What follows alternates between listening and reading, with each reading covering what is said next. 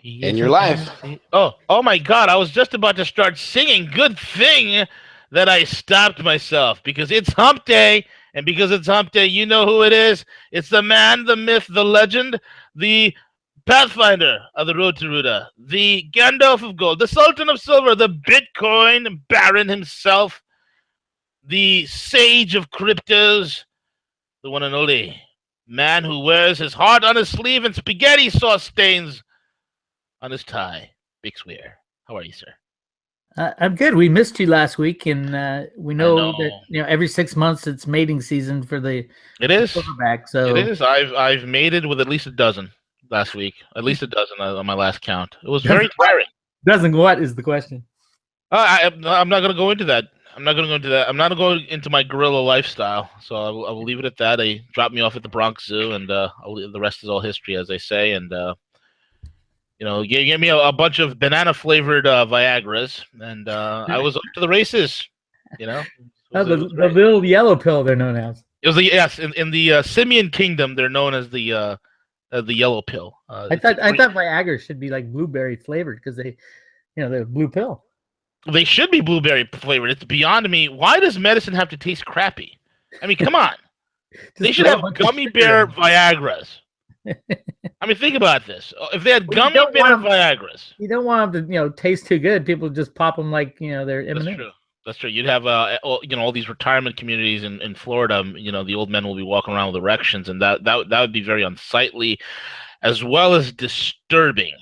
My mother tells me she's in a kind of retirement community.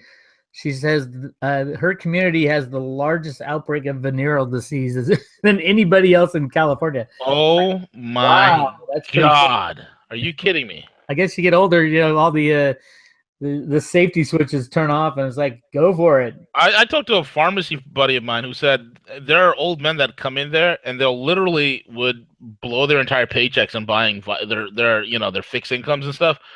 They will make sure they will get their Viagra's before they get their heart medication, man.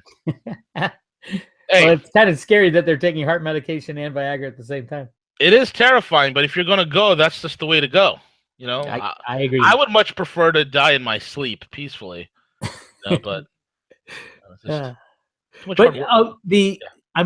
you been obviously you've been watching the sad silver story and the crazy crypto story.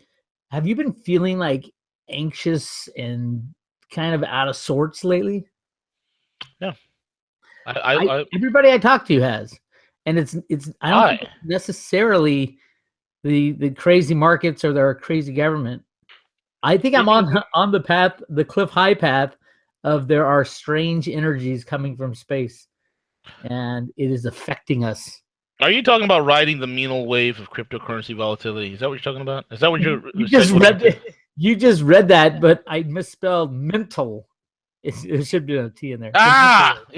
I was wondering what the mental wave is. I'm like, he's gonna break down to me this thing called the mental wave. It's gonna be a new financial term that I've yet to learn, and he's gonna teach me exactly what are the indices and signs of the mental wave. And lo and behold, Bix Weir just misspelled it and forgot the T, and he put it instead of T, he put an L. So it should have been the mental wave. It should have been the mental wave. And the mental wave is feeling calm, knowing that the cryptocurrencies had such a huge run. Enjoy. No news, and they get slammed down. They're not getting slammed down. You got traders in there. Yeah. Traders want to sell the high and buy the low. Right. Which, it kind of sucks to watch it go down because you're thinking, damn, if I only sold. But then again, when you're at the low, you're like, oh my God, should I get out? And that's when everybody's buying. And then it goes back up. These are the crocodile teeth that Cliff High had talked about. All summer long, it's going to be like this. It's going to run up and then get slammed down. Run up and then get slammed. Not get slammed, but people trying to play the game. Right. But ultimately, the cryptocurrencies are massively undervalued because we don't even know the value of this new technology yet. Right. There are new businesses being invented. All these businesses are trying to make the shift from the current system into this new technology, the blockchain technology, a trust technology, away from the trust your central bankers to trust the blockchain, that it can't lie. It is true, it can't lie. Right. And but how do you value those companies? How do you know exactly what a cryptocurrency is worth, and should you buy it? Should you not? Should you buy one of these ICOs, the initial coin offerings? I mean, some of them are going blockbusters after they get released, and some are just dogs and don't trade for anything. Right. That is the $1 trillion question, my man. It is. I mean, we're kind of like where we were in the late '90s, man. But the problem is that people, it's one of those things. We're going to look back at this time and kind of get what was going on, the transition, all that. But when you're in the middle of it and you're trying to learn these new technologies and learn what's going on with the old system and whether or not gold and silver are going to be fine, or whether or not, you know, the manipulation will run to the very end and we'll no longer need gold and silver because we've got the cryptos. All these things are rushing through everybody's mind. To me, it has literally blown my head off in the last month or so. But I knew it. I said months ago, I said it's going to be a crazy summer. Mentally prepare yourself. And I really didn't mentally prepare myself for all this stuff. But I am going to a meditation class tonight with my wife. Oh, what kind of meditation? Transcendental meditation. Transcendental? Medication. You're going to do something with your teeth? Not dental. Oh. It's some technique. It's just the basics of meditating. And it's just a seminar, a free talk about it, and then, you know, they're going to try to sign you up for their program. But I need to learn how to meditate to get rid of all the mental sludge that is sloshing around in my head right now. Look, man, I'll give you the best option. You have a smartphone, okay? Download the app called Headspace. Do it. Just try it for 10 minutes. I'm telling you, man, Headspace. I'm not getting a dime to even mention this. A penny, yes, they are paying me a penny, but not a dime to even mention this. But check out Headspace. It's on Android as well as iOS devices. Okay. Get it. It is awesome. What is it? You know, it's for meditation. You just play it, you put in your headphones, and they take you through like stuff like this, like picture yourself. You are in a dark room. There is a banana in front of you. Now you're scaring me. The banana is starting to peel. The peel is coming off. Picture the banana floating around your head. It's going into your ears and out your nose. You sound like the guy from the Twilight Zone. but on the real though, but check it out. It's a great app, man. It's a whole bunch of meditation classes. The first, I think, 5 classes are free. Try it out. It's pretty awesome, bro. Okay. Tim Ferriss loves it. I love it. It's pretty awesome. Hey, I'm in. If you guys love it, I'm in. I'm all about it, man. All about it. And all you need is 15 minutes a day, man. It's amazing. Cool. Amazing. I'm still told my wife I go to this thing with her tonight, so I'll tell you what happens in the transcendental meditation class. Well, just be careful. You don't wind up with some weirdos. Next, That's where it is. Yeah. It's in the heart of Berkeley. Oh. Right on University. On the corner of SJW and Triggered. Telegraph and University, my friend. Oh man. Bring it on. I'm ready. All right. So let's talk about cryptocurrencies again, and let's get back into the volatility. And we talked about that. We talked about how it's an opportunity. Crisis is opportunity. But there's no crisis. There is no crisis, correct. There is no crisis. There's nothing here. So let's not worry about it. There's the fact that it ran away too fast, and all those people who said, "Oh God, I wish I had bought cryptocurrencies." Well, now's your time. Hey man, you mentioned something real quick. On the list of topics here that I wanted to get into real quick, because I've been hearing a lot about it. Okay, I want your take, man. I want your take because you are the Baron of Bitcoin. You are the cryptographer of crypto. What is Bitcoin versus Litecoin, man? Which one is going to shine the brightest? Well, I'm feeling Litecoin. I think there's going to be an uptick on that. But go ahead. Trust your instincts. Yes, I believe that the problems with Bitcoin, the the group that kind of shanghaied Bitcoin and said we're going to make this the safest coin in the world, the SegWit people, really did shun the rest of the world as far as the ability to transact small transactions fast and cheap. And I think it was a mistake to some point. They might like it. They might walk into the, off into the sunset with their, with their very safe Bitcoin, and, it kind of acts like gold. Not many people have gold, and it's very safe. Whereas Litecoin is 4 times faster, at least, has already adopted the SegWit, and there's not a speed problem with the way that Litecoin is put together. Yeah. And they're on the brink potentially of fully adopting the Lightning Network.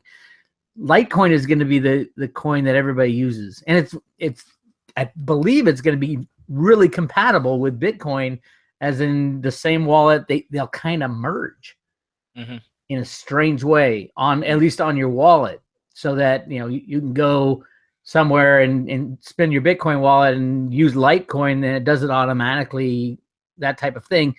Being that Litecoin, it's 4 times as fast at creating a new block than Bitcoin. Wow. There's a maximum of 184 million coins that would be mined, so it's 4 times as many coins. It's like 4x.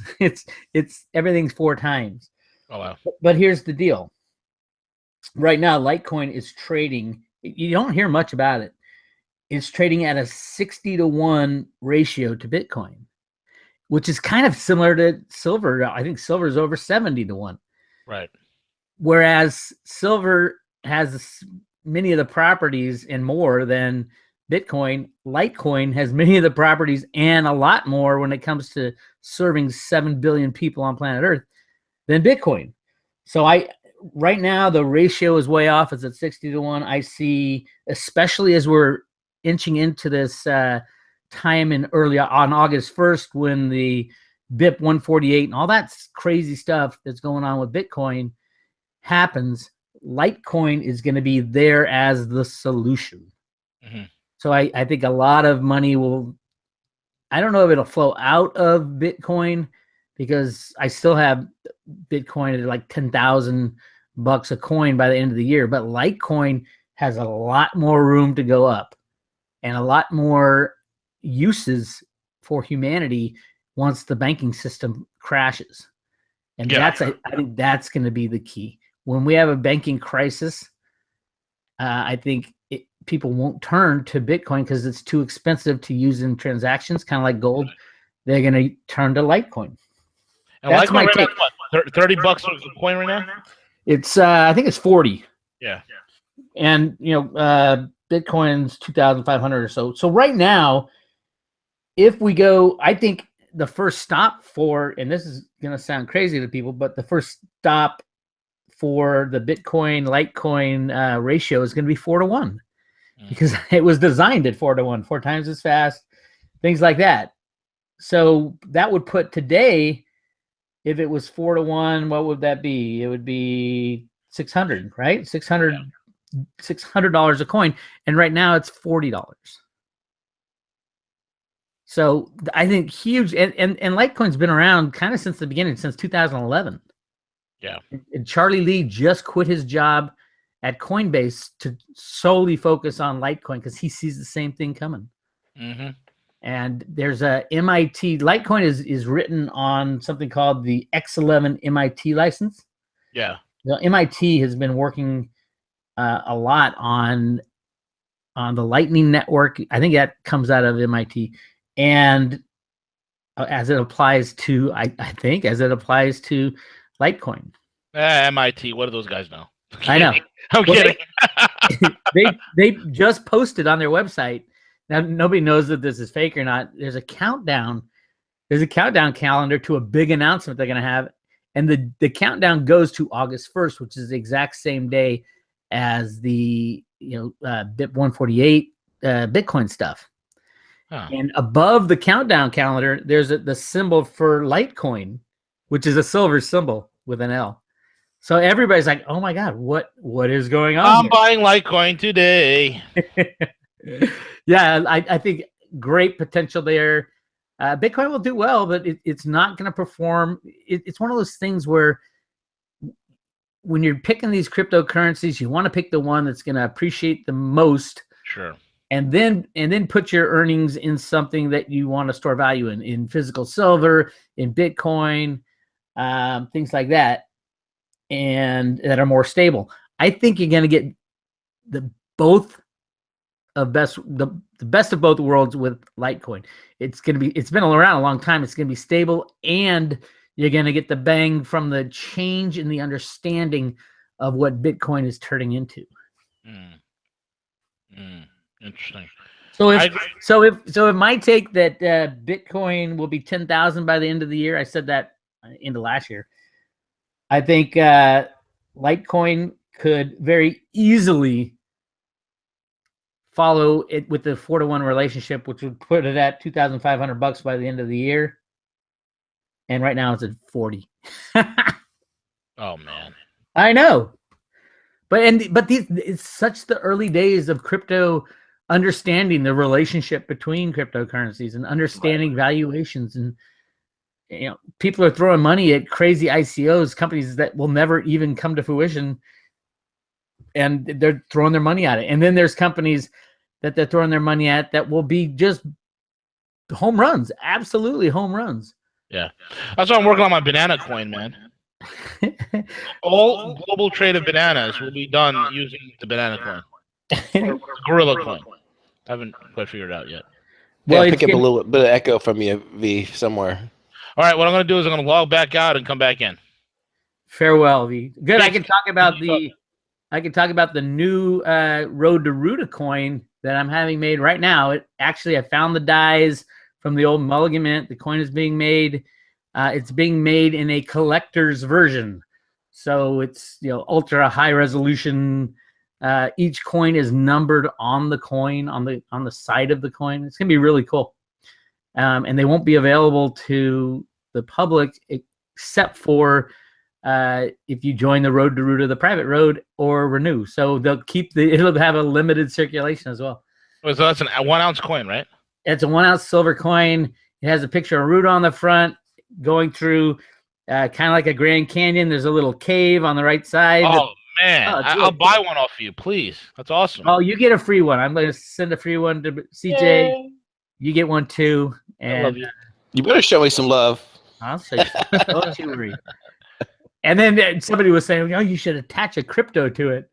I'm like, those are the kind of cryptocurrencies that I don't feel will be successful. The cryptocurrencies backed by gold or silver, you have the same problem. You've got somebody holding that gold and silver. So when the banks crash, they're going to walk off with that gold and silver, no matter what cryptocurrency is attached to it. Yeah, exactly. But that's just me. That's my take, and I'm ultra paranoid. And I spoke with Cliff High about my theory that the banks will go down with the derivative meltdown, and his theory is that they'll fall and be picked up and fall and be picked up and fall and be picked up, and it'll be more of the death of the dollar in slow stages, and the rise of the cryptocurrencies to take the place of the dollar. Right. But I mean, to me, it's like, how are you going to pick up Deutsche Bank or JP Morgan or Citibank after they fall? I don't think Congress is going to chop them up into a million pieces. That's what you do.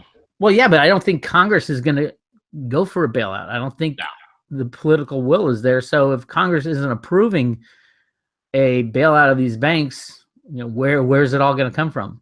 Right. I think the new Dodd-Frank laws have some regulations with things that limit the Federal Reserve's ability to do that, like they did last time. So it really will have to be decided by Congress, which is scary because probably a third of Congress would be in jail at the time. I mean, the way these arrests have been going lately, man, I heard there was more. Yes, there was more, man. The count's over 4,000 now that have been arrested, man. It's insane. I mean, we had clergy members arrested. Civic leaders. I mean, crazy stuff. There was a Democratic leader of a Democratic section of the Democratic Party. Yes, that was busted. His parents are knee deep in it. Yep. he was the kid who they sent, off to work with the Democratic Party to get him in with the in crowd, and he got busted. Oh yeah, and that train just keeps rolling, man. So good, finally. Yep. I mean, it's. I mean, they're literally cutting off the supply at this point. I heard literally. Podesta's. He got called in. He got called into the what is it? The Justice Department. Yeah, but I heard the line of questioning is going to be about the Russia hack. Mm-hmm. The line of questioning should be about all the other crimes that guy commits. Yeah. The line of questioning should be, what is your penchant between you and your fat toady brother about having little paintings of little kids? Are these guys married? Do they have children? You know? I think they're both married. I think they are both. The wives seem very odd. Man, you know what I would do? I would like to be left in the room for 5 minutes with Tony and Joe Podesta. And what I would do is, by the time I'm done, they would find Joe Podesta's head shoved up the rear end of. Oh yeah, John Podesta's head shoved up the rear end of Tony Podesta, and both of them knocked the hell out. That's what I would do. That's calm compared to what most people want to do to them. That is very calm. And then you're right. They deserve worse, much worse. They're the kind of personalities, though. I think they'll just be disappeared and go off to the Kinley Island for the rest of the time. Yeah. And then a plane will fly over and just nuke that island. That'd be wonderful. I hear you. I'm with you. You know, computer market manipulation is now accepted, Bix. Did you know that? I absolutely know that. It's talked about on TV. It's talked about all around the world. It is normal in discussion. I was jumping up and down about this since, what was it, when I joined GATA in 2000, in the year 2000. Oh. It's all computers. It's all derivatives. And it is now so prevalent that everybody's kind of scratching their heads saying, well, how do we get out of this? If everything is wrong that we are hearing as far as data and earnings and valuations and everything is completely wrong because they've been manipulated in so many different ways and methods and moments in time, how will we ever find what true market value is? Right. And I don't think we ever will until the system falls apart and gets destroyed. That was the whole idea. The whole premise behind Alan Greenspan writing the first computer programs that turned into our electronic monetary system was to control the system when it was off a gold standard, and that they were implemented. I'm doing just so much work right now. I got sidetracked. I got sidetracked in my book about the gold in the Grand Canyon because I found a new book that actually came out at the end of last year on Alan Greenspan's life. And there's just so much about computers in it that I was just blown away, because it was always my theory. I had little hints that it was Alan Greenspan who was writing the computer programs to rig the markets back in the 60s and 70s when computers were, first coming around. But this book, it's called The Man Who Knows, or The Man Who Knew. Mm-hmm. And it's a biography of Greenspan. It goes back to the very early days, how he got to where he was, and his infatuation with statistics and data and the use of computers. And he was literally one of the very first computer programmers. In the book, it has all kinds of quotes. And every time something says computer, I highlight it. But the book's like 400 pages long. It's a huge, long. It's split into 3 different books. So I'm reading it, but there was this one guy who I now think is, the Road to Ruta comic books, the Wishes and Rainbows, where you have the little girl Ruta, and then you got her buddy Rocky. Right. I had always thought that Rocky was this guy, Stephen Duveau, who was a computer expert at the Fed in the 70s. He adapted the comic books. So you think it's actually Greenspan? No, I had thought that Rocky, the little kid, was this guy, Stephen Duveau. Right. Ruta is Greenspan.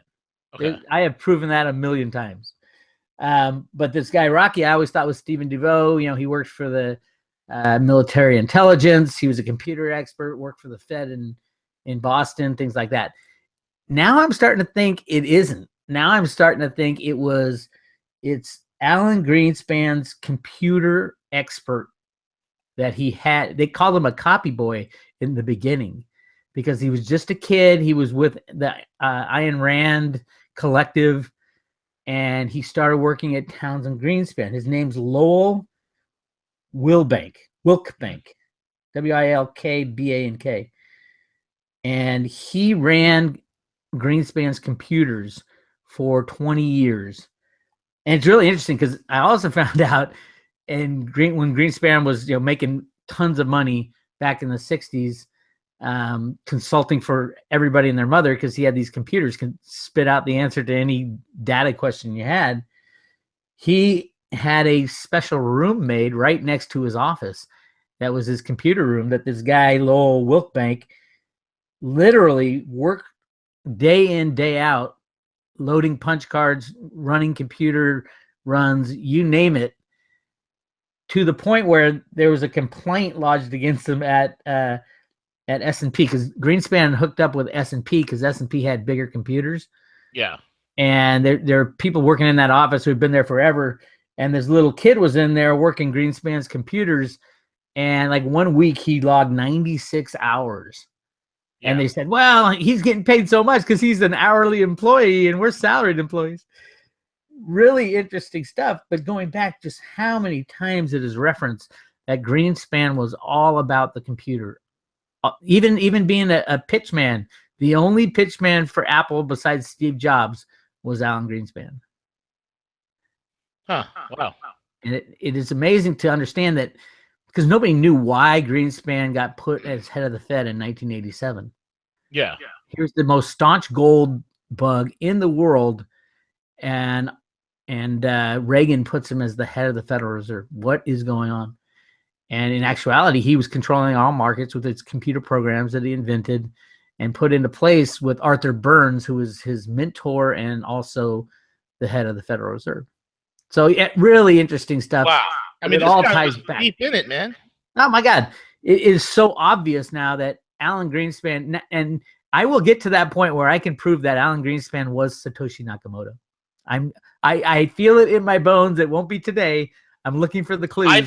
You think so, man? I think Satoshi is a group of individuals. Well, yeah, I think it is a group of individuals as well, but I think the main guy leading that group would have been Alan Greenspan, the world's most premier computer programmer and the most premier interest in banking money and unbacked fiat money and the need to get out of the current system.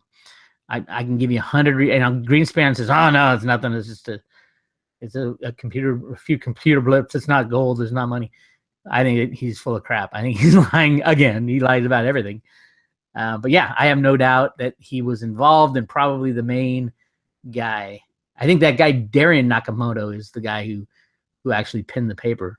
You know, the guy that I think it was Time Magazine exposed. Mm-hmm. Did you remember that story? You mean that Japanese guy who could barely speak English? Yeah. You really think it was him? I do. Well, I think he was the guy who was named after. If you look at his background, he did work for the government. He was involved at one time with Bitcoin, but there were a lot of people within the government who were involved with Bitcoin in the beginning. The CIA was in there. The NSA was in there. That's an important thing for the United States because there's big plans for implementing some kind of Bitcoin cryptocurrency within the United States after the old system crashes. That because they were always, no one would pull the plug on the banksters because there was no way out. You know, millions of people would have died. Now we have a transition mechanism. So I think, yeah, you'll see Bitcoin protected and the cryptocurrencies protected a lot going forward. Interesting. That's my 2 cents. And all that time that I was studying all this and reading this book called The Man Who Knew, and I'm only like 5 or 6 chapters into it. It's going to be really interesting. I'm going to buy this book, The Man Who Knew. Yeah, I'd get the go to Audible and get there's a recording of it. It's just cool. I got like 6 or 7 Audible credits to burn. Yeah, there you go. I will get one. Definitely, I'll get a book. The Man Who Knew. Every time you hear computers or computer data or computer runs or the type of computer that Greenspan bought for his office in the late 60s. Yeah. And nobody had a computer in the late 60s. No one. And this guy, Lowell Wilkbank, yeah, who has a guy, and he worked for Greenspan for 20 years just to take care of his computers. They called him the copy boy because all he did was mess with Greenspan's machines, and no one knew what a computer was back then. Right. So they thought he was just a copy boy, and he's raking up these huge bills because he's working 96 hours a week. Doing copying. Yeah. And I think they had a falling out because I read something in LinkedIn that he kind of played down what he was doing for Townsend Greenspan. Because a lot of these guys, you got to keep this stuff secret or you're going to be taken out by the banksters and the criminals. Correct. So it's just, I mean, it's a detective story that it always comes. The amazing thing is always comes back to my original premise in The Road to Ruta, that there are people within the Fed and within the U.S. Treasury working to take out the banking cabal. And Greenspan was one of the main guys. Arthur Burns is one of the main guys. Michael Mukasey was a huge guy. He was the district USDA. Yeah, him and his father. Well, yeah. Well, no, his son is Mark Mukasey. I'm sorry. That's what I meant to say. Mark Mukasey took down Bernie Madoff. Right. And Michael Mukasey was the guy who oversaw the trials for 9/11 and things like that. So he knew everything that was going on, and supposedly he was working behind the scenes with the good guys to because you had to do this from the highest level to take out these criminals. And that's what's going on right now. So I see a lot of good things in the future, a lot of craziness this summer. I'm going to go to meditation tonight and learn how to do that. Yep. It's the summer of chaos, Bix. All the social justice warriors and snowflakes are getting reared up. Oh, my God, I know. And that's the way part of this, these strange energies, as Cliff calls them, they're manifesting all over the place. And I don't know if it's energies from space or just the climate that we're living in through Washington, through the media, through the crazy markets. Something is, we're in the midst of change. Yeah. And speaking of change and Cliff, did you get a chance to see his upcoming crypto report? No, he hasn't given it. It's supposed to come out on the 5th. He's not done with it yet. But he usually sends me a copy the day before, which is cool. Yeah. Okay. And they're great reports. The problem these days is if you're going to try to buy into an ICO, it's really hard. The popular ones are almost impossible to get any tokens because everybody and their mother it comes down to who has the most money and who has the fastest computers. Right. And so I think that model might have to be adjusted in some way because everybody and their mother wants in. Now, the ones that are not as popular and don't sell out usually don't trade on any exchanges either. So be careful with how much money you're spending on some of these cryptocurrencies because you most likely end up with nothing except a lot of hopium. Yeah, exactly correct, man. I mean, there's like over 500 some odd cryptos and over 90 some odd percent of them. I think there's over 800 now. Oh, that's good. That's good. That are traded, and I'm sure a lot are not even traded. Yeah, but you really can find home runs in there, and Cliff's report helps you weed out the bad code and the good code and things like that. So yeah, definitely buy Cliff's report. July 5th. July supposedly. I'm not.